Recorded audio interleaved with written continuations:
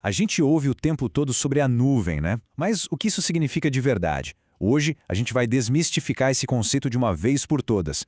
Usando o Google Cloud como nosso mapa, vamos fazer uma viagem, uma jornada que começa lá no hardware físico, cheio de complicações, e termina no universo de flexibilidade e inovação. Vamos nessa?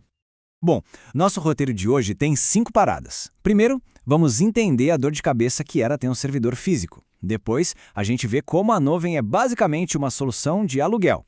Aí, deciframos aquela sopa de letrinhas, IaaS, PaaS e SaaS.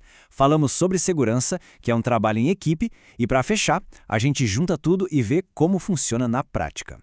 Certo. Então, para entender por que a nuvem é tão revolucionária, a gente precisa primeiro dar um passo atrás e encarar os desafios do jeito antigo de fazer as coisas.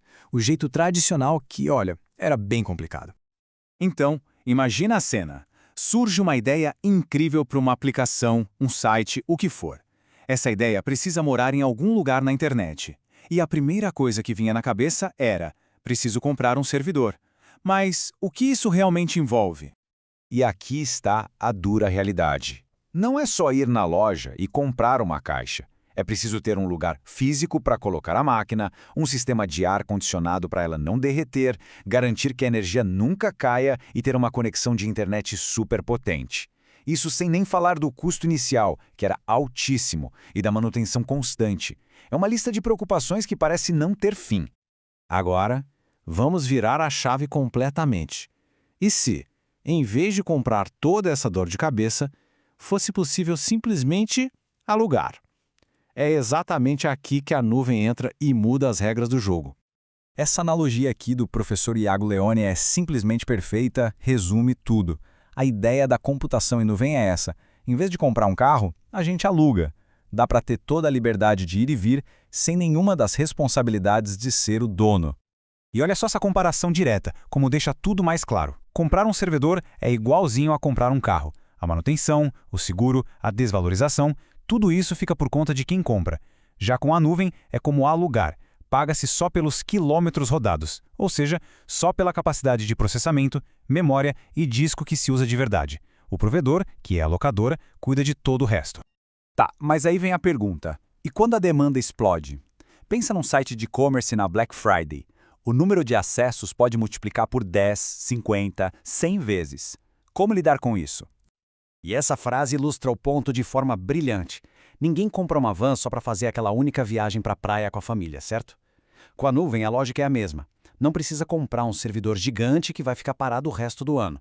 É só alugar mais capacidade quando o movimento aumenta e devolver quando tudo volta ao normal. Simples assim. Ok, então a gente já entendeu que alugar a nuvem é um conceito poderoso. Mas existem diferentes tipos desse aluguel. Vamos dar uma olhada nos 3 modelos principais para saber qual deles se encaixa melhor em cada situação. Basicamente, a gente tem 3 sabores. O IaaS é como alugar só o terreno e as ferramentas. A construção é toda por nossa conta. O PaaS já te entrega o terreno, as ferramentas e uma fundação pronta. A preocupação é só construir a casa. E o SaaS, bom, o SaaS é como alugar uma casa já toda mobiliada e pronta para morar. É só entrar e usar. E essa tabela aqui ajuda a visualizar isso perfeitamente. No modelo antigo, o local, a responsabilidade era 100% nossa. Conforme a gente avança para IaaS, PaaS e SaaS, o provedor de nuvem vai assumindo cada vez mais tarefas. Lá no SaaS, no final, a única preocupação é com o conteúdo e com quem pode acessá-lo. A liberdade para focar no que realmente importa para o negócio, ela só aumenta. Agora, vamos tocar num ponto que é super crítico: segurança. Muita gente acha que ao migrar para a nuvem a segurança vira um problema resolvido, automático, mas a verdade é um pouco mais sutil, é um trabalho em equipe. Esse gráfico mostra o conceito de forma perfeita. O provedor, como o Google, é responsável pela segurança da nuvem, ou seja, a segurança dos prédios, dos servidores físicos, da rede. Já quem usa o serviço é responsável pela segurança na nuvem, os dados, as aplicações, as senhas de acesso. Então, para ficar bem claro, o Google garante que ninguém vai invadir o data center e roubar um disco rígido. Mas configurar as permissões de acesso aos arquivos, garantir que o código da aplicação não tenha falhas, isso continua sendo tarefa de quem está desenvolvendo e usando a nuvem. É uma parceria, de verdade. Bom, a gente já viu o porquê da nuvem, o que ela é e como funciona.